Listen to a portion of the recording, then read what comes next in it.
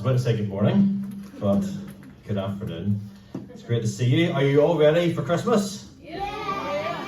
Well, maybe it's just me then who's not, but we've got a few days later, 4 days to go, and it's hard to realise it's that close. For the children, are you all looking forward to it? Yeah. All the presents on the Christmas tree, maybe you're imagining that. Well, I have a few presents tonight, and I'm hoping I get some help opening them. There's Braxton, he's got his hand up. Great. And I'm going to be looking for some children who are really well behaved and listening carefully to come up and help. And I know your parents are a bit distracted because it's Christmas, but you've got to help them to listen. Because what I want to talk about tonight is really important. It's that passage that Stephanie read for us, because I want to talk about the real meaning of Christmas. It's really easy to get caught up in all the excitement about presents and parties and turkey and sweets and Christmas decorations and watching The Grinch on Christmas Day and forget what Christmas is all about, because it's all about Jesus Christ and his birth into the world. See, Christmas is actually Jesus' birthday. And a lot of people don't realise this, and so they forget to invite him to his own party. Imagine putting on a big birthday party for someone. Lots of people are invited. You've got the balloons out, decorations, presents and cake. But there's one problem. You forgot to invite the person whose birthday it is. Yesterday I was at another birthday party. I go to many P1 birthday parties. I'm not actually getting invited to ones for myself. But imagine when the cake came out, it's like, where's the birthday girl? And we forgot to invite her. And that's what happens at Christmas quite often. Jesus' birthday party is had, but we forget to invite him, or we just don't pay that much attention to him. So why did he come into the world? What's the purpose behind it all? Why were the angels so excited? Why did wise men cross land and sea to see him? Why did the shepherds leave their flocks and go in search of this child? And why are we still celebrating it 2,000 years later? Well, in the first chapter of Matthew's Gospel, we read about the events leading up to the birth of Jesus, and they reveal a lot about what it all means. So could someone come up? Braxton saw his hand up. Could you come up and open our first present for us? Number 1. And then show us all what it is.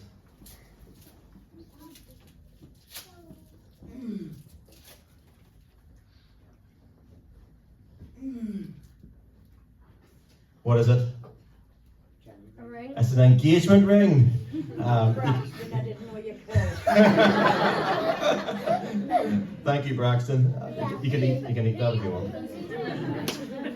Hopefully, Joseph got Mary more than a jelly ring, but I know a lot of people get engaged with jelly rings. Verse 18. Now the birth of Jesus took place in this way.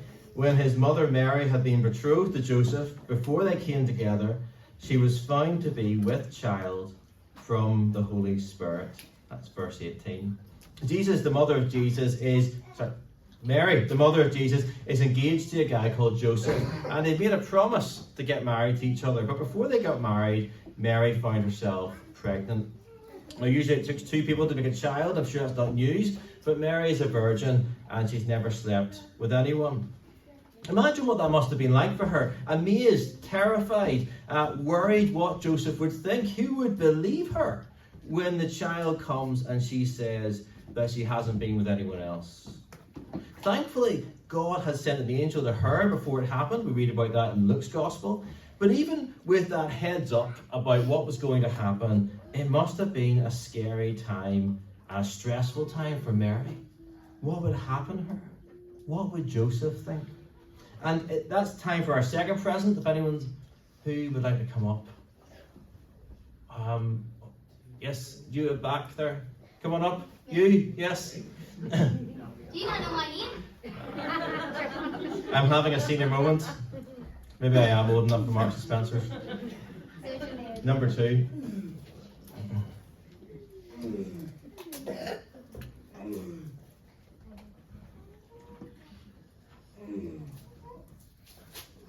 This is like tearing open on Christmas Day.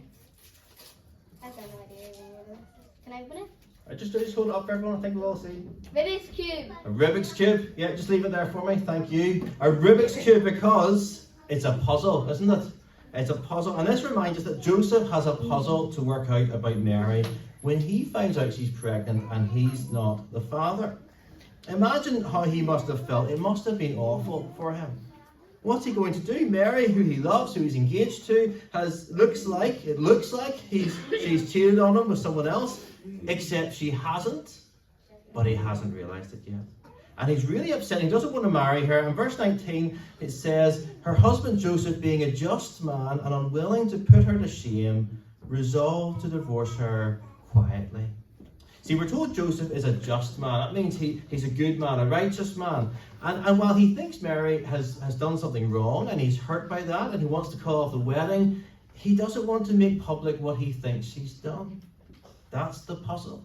He doesn't want to put her to shame. He doesn't know how to do the right thing but not have her put to shame. Because he knows what would happen in those days if word were to get out about the baby. And that at that time, that someone like that would have been looked down, really would have been looked down on the community, would have been a disgrace, would have been hard for her to find someone else to marry. And Joseph wants to protect her. And so he decides to call it off quietly. Now you might be a bit confused here because verse 19 refers to Joseph as her husband. And it also says he had in mind to divorce her quietly. Why her husband when they were only engaged or betrothed? Why was he divorcing her when they weren't married?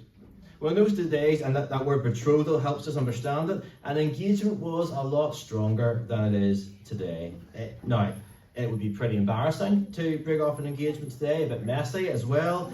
But back then, it was more of a legal contract. They were pledged to be married. And it wasn't just a promise made casually between a guy and a girl when he drops down and surprises her with a Haribo ring. No, it was a betrothal, this formal public promise to marry each other. There was this contract already in place, and he would have had to go through that process of a divorce to call the marriage off. But while he was thinking about these things, while he was puzzling, while he was trying to work it all out, something happened that changed everything for Joseph. So I wonder who could open our third present. I'm sorry, I'm going to miss someone. Do you want to come up? Get number 3 for us. Yeah, go ahead. And then hold it up for so. It's an angel. It's an angel. Just leave it there for me so we can all remember. Thank you. So as he considered these things, an angel, verse 20, as he considered these things, behold, an angel of the Lord appeared to him in a dream, saying, Joseph, son of David, do not fear to take Mary as your wife, for that which is conceived in her is from the Holy Spirit. She will bear a son, and you shall call his name Jesus, for he will save his people from their sins. Joseph thought something dodgy was going on, and he was devastated about it, but the angel tells him something actually amazing is going on, and that he shouldn't be scared, but he should rejoice about it. The angel says to Joseph, this child is inside Mary. It's a miracle. It's actually something that God has done. Mary hasn't done anything wrong. He says God's doing. And God has done this because this child is the one everyone has been waiting for, the one who will save their people from their sins. And the angel tells Joseph to call him Jesus. Now, Jesus was a pretty normal, day-to-day, run-of-the-mill kind of name at the time, and it means God saves. Joseph is to call this child Jesus, God saves, because this child is how God is going to save his people from their sins. Now, sin is the greatest problem the human race has ever encountered. We're born with it, and on our own we can't do anything about it. And sin means that we don't do what God tells us to do, and then we do the things he tells us not to do. And the problem with the people of Israel was that they had turned away from God.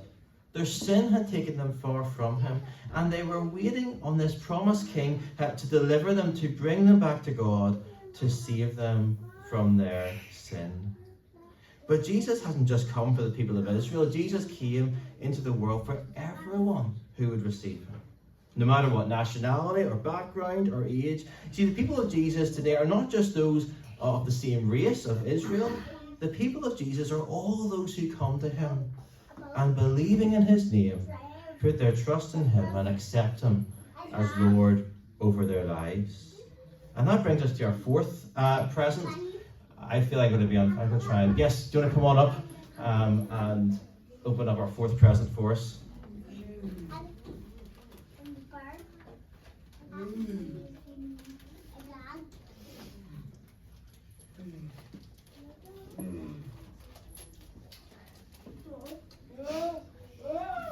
Pretty much sellotape in these presents, I think. Amazing. Do you want to put that in your head? Show us what it is. It's a crown, and that is to remind us of verse 22. All this took place, thank you very much. All this took place, verse 22, to fulfill what the Lord has spoken by the prophet. Behold, the virgin shall conceive and bear a son, and they shall call his name Emmanuel, which means God with us. The prophet being quoted here is the prophet Isaiah, who lived around 700 years before Jesus' birth, and you can read all he has to say in his rather long book in the Old Testament. And Isaiah said a lot of things about this promised king, this promised Christ, who would come and sort out the nation's problems and bring a new age under the blessing of God that would be greater than that enjoyed under King David. That was what they were waiting for. And King David ruled over the nation of Israel in its golden era, about 1,000 years before Joseph was around. And according to the family tree, actually just before our passage in Matthew 1, this big list of names there, that's Joseph's family tree. Joseph is the great, many more greats, grandson of King David. That's why the angel refers to him as Joseph, son of David. He's the great, etc., grandson of King David. And so as a just man, a faithful follower of God, and a descendant of King David himself, I'm sure Joseph would have recognized those words of the prophet Isaiah about the king that was to come. Behold, the virgin shall conceive and bear a son, and they shall call his name Emmanuel. Why is Mary pregnant when she's a virgin? Because this is the sign that her baby, Jesus Christ, is the promised king, the promised Son of God. And that this baby, Jesus, is also God himself. This other name for Jesus, Emmanuel, we sing it probably just around Christmas. In Christmas carols, it means God with us in human form. God with us walking, living, breathing among us. God with us, curled up as a baby in his mother's womb. Because that's who Jesus is. He's God himself, taking on human flesh, coming into this world as a child, coming to save his people from their sins.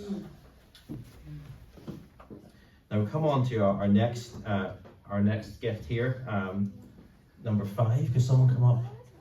And I'm trying to think of a family hasn't been up yet. Okay, Ruben, you can come up. I'll be in trouble later.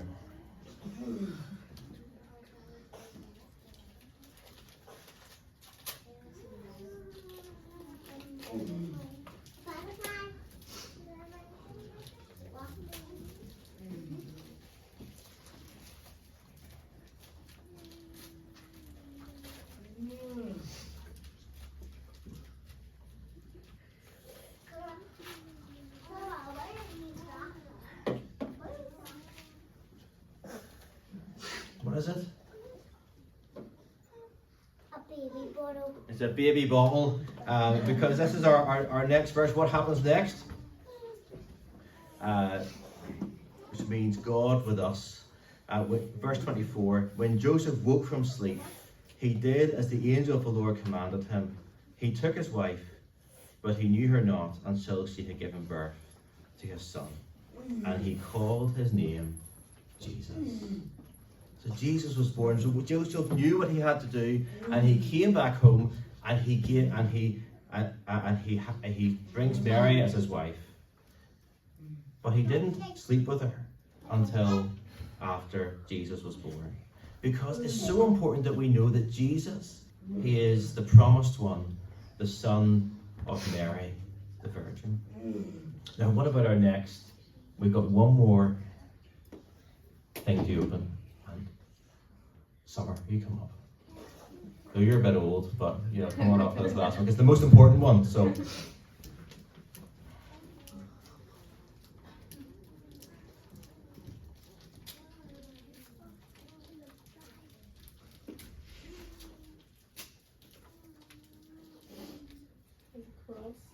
It's a cross.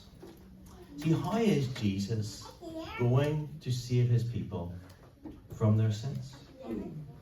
It's on the cross of Christ that he does that. That each one of us, every man, woman, and child has sinned. Romans 3 tells us all have sinned and fallen short of the glory of God. And we know that God is a just God. He must punish us for our sin. But you see, God, I'm bringing the Rubik's Cube back. God has a puzzle too. Because he loves the world. And he doesn't want anyone to perish. And so he sent his one and only Son into the world to die in our place, to take the full punishment of our sin on himself, on the cross, the full anger and judgment of God for the sin of all of us who would put our trust in him. John 3, verse 16, puts it really well. My notes have failed me, so I'm just trying to look it up here. For God so loved the world that he gave his only Son, that whoever believes in him shall not perish, but have eternal life. You see, that's the real message of the baby Jesus lying in the manger, is that for each one of us, we all need him. We can't sort out our sin by ourselves, and none of us doesn't have sin that needs sorted. But if any of us put our faith and trust in Jesus Christ, we can be forgiven our sin. And it's only through the cross and through us putting our faith and trust in him that we can be saved from our sin. So as you think about Jesus this Christmas, as you eat your turkey, and maybe you might be dancing around the Christmas tree, who knows? But as we think about these, I want you to remember Jesus in the manger, what the angel said, that he will save his people from their sins. If you're a Christian, let me encourage you to remember that as we sit around on Christmas Day and do whatever we do, that we don't get distracted by all the fun and forget about Jesus. Let's remember to rejoice and be thankful for him this Christmas and to make him a focus of our Christmas morning. A great way to do that would be to start off here at church. That's why we're meeting on Christmas morning, to help us to do that. But if you're not a Christian, why not realize why Jesus has come? And when you look at all the celebrations of Christmas, would you put your faith and trust in him so that you would be saved from your sin as well? Let's pray together.